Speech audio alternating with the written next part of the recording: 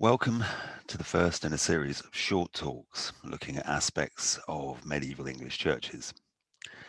The idea behind the talks is to outline some of the lesser known features of a medieval church, talking about a few things that you won't often find in the guidebooks and looking at some of the more obscure areas of church history. Essentially, anything that takes my fancy and that I think might be of interest. So today, as a bit of a gentle introduction, we'll be looking at church consecration crosses. So, what exactly is a consecration cross?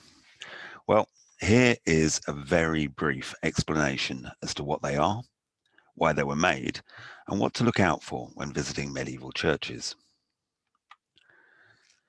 Consecration crosses, sometimes also referred to as dedicatory or dedication crosses, were created at the time when a church was newly built and being made fit for Christian worship, literally dedicating the building to God's use. This act of consecration was undertaken by a bishop who would bless the building and anoint the new built walls of the church with holy oil or chrism. The sites so anointed were marked with a form of cross, which were most usually painted.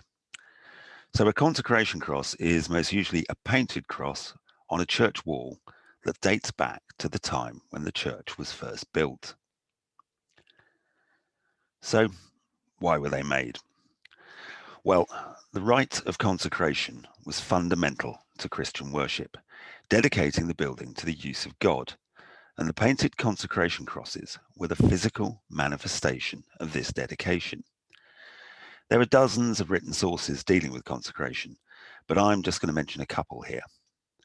One of the best known is the late 13th century pontifical of Durand.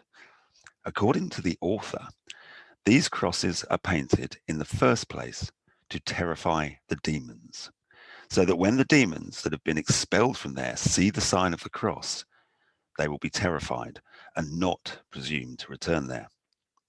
In the second place, they are signs of triumph, for the crosses are battle standards of Christ and the signs of his triumph.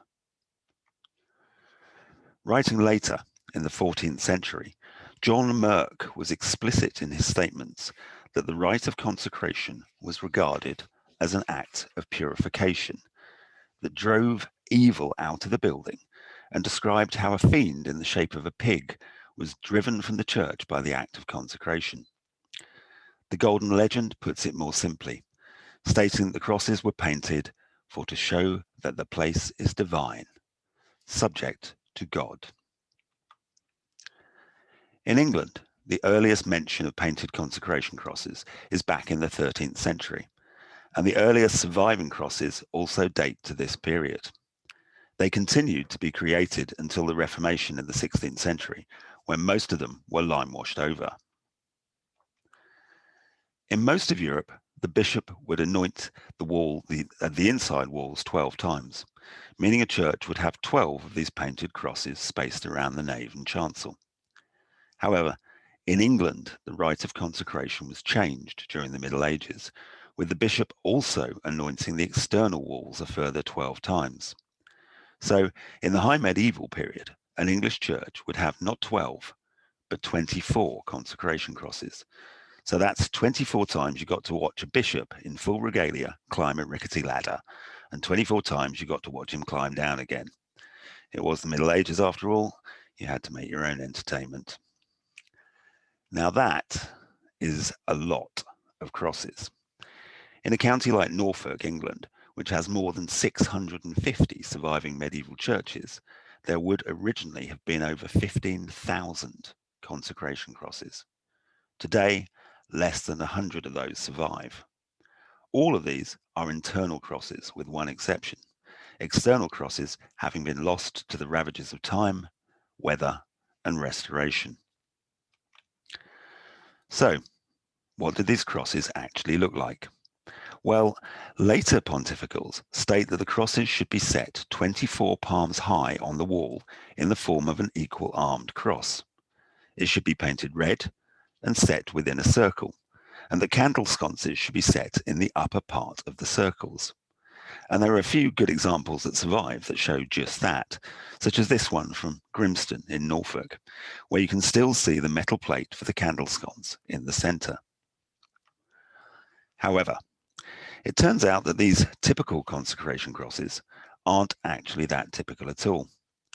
Looking at all the surviving crosses, very few of them conform to these rules.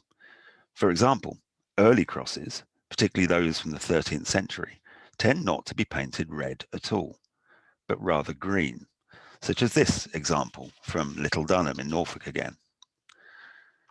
Likewise, rather than being a compass-drawn equal-armed cross, a number have clearly been created freehand, and several are enclosed in floral wreaths, such as the elaborate examples here from Bale, again in Norfolk. Other examples from the later Middle Ages also include a motto or scroll showing text, such as these from Worcester, again in Norfolk. And then, just to confuse the issue further, there are quite a few examples where the cross isn't actually a cross at all.